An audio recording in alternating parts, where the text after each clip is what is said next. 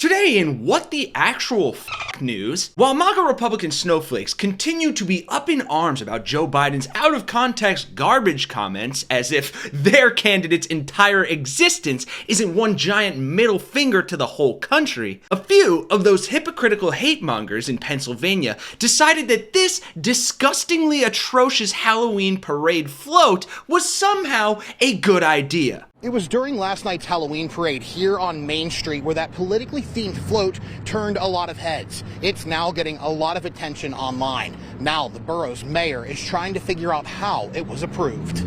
It's a hot political season.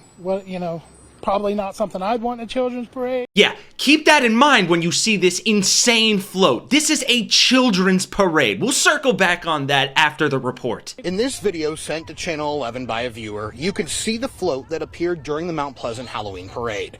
You could see people dressed up as Secret Service surrounding a golf cart style vehicle.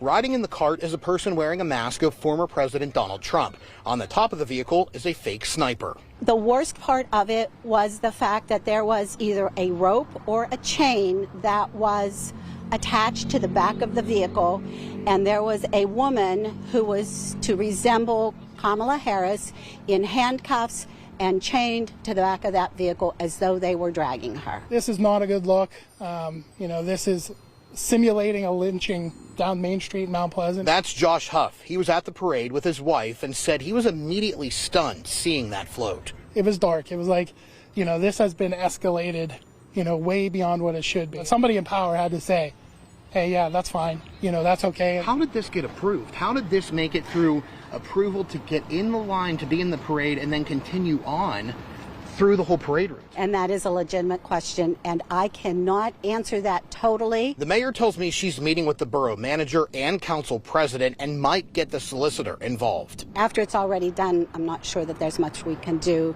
except for going forward. I reached out to Bill Bretz, the Westmoreland County Republican Committee chair. He sent me a statement saying in part, quote, "We certainly don't condone the simulation of political imprisonment or violence in any context, no matter the party affiliation of those involved." This needs to stop.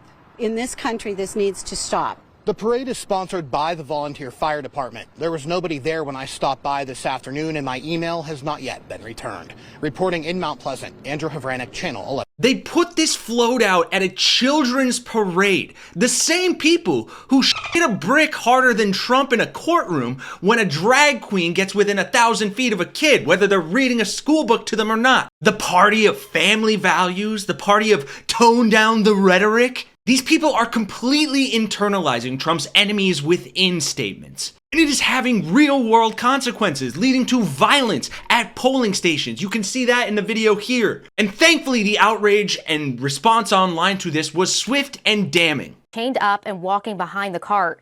The photos have gone viral on social media, and the response is overwhelmingly negative, with many calling the float racist and offensive. The president of the NAACP Pittsburgh branch put out a statement in response to that float, saying in part, quote, "This appalling portrayal goes beyond the realm of Halloween satire or free expression. It is a harmful symbol and that invokes a painful history of violence, oppression, and racism that Black and brown communities have long endured here in America." They added, quote, "We urge the event organizers and local leaders to implement clear guidelines to prevent this type of hateful and hurtful display from occurring in the future.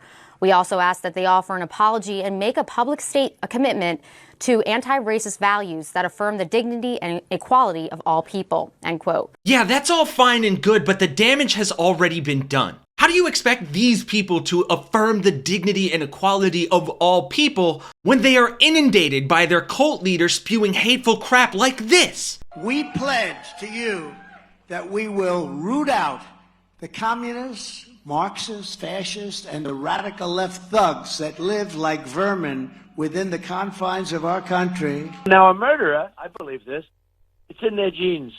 And we got a lot of bad genes in our country right now. They're poisoning the blood of our country. That's what they've done. They poison mental institutions and prisons all over the world. They're ruining our country. And it's true. They're destroying the blood of our country. That's what they're doing. They're destroying our country. They don't like it when I said that. And I never read Mein Kampf. They said, oh, Hitler said that in a much different way. His words have drastic consequences. And regardless what the outcome of the election is on November 5th, this fight is far from over. We need to weed out the hate here and stop the violence that comes primarily from the far right. I'm so sick of this. And if you are too, please consider supporting the channel, share the video, like, subscribe, do your part in voting on November 5th or early. I know a lot of you in the comments have already said that you have, and God bless. Thank you for doing that. Because calling this stuff out and sometimes satirizing it are the only ways that I think we're going to be able to get through to people and hopefully make America not hateful again. Thanks for watching, folks. For Really American, I'm Kenny Hesse, and I'll see you all in the next one.